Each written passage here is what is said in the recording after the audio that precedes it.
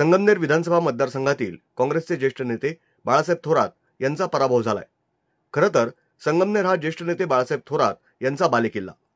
ते तब्बल 8 वेळा या विधानसभा मतदारसंघातून निवडून आले आहेत। त्यांनी 40 वर्ष या विधानसभा मतदारसंघाचं प्रतिनिधित्व केलं होतं। मात्र या निवडणुकीत महायुतीची जी लाट आली त्या लाटेत बाळासाहेब थोरात यांचा पराभव झालाय। यामुळे या पराभवाची सध्या संपूर्ण राज्यभर चर्चा आहे। थोरात यांच्या खेम्यात मात्र यामुळे अस्वस्थता पसरली आहे। थोरात हे सहज विजयी होतील अशी शक्यता अनेकांच्या माध्यमातून व्यक्त करण्यात आली होती। सुजय विखे पाटील यांच्या विरोधात उभे राहिले असते तर निकाल वेगळा लागला असता।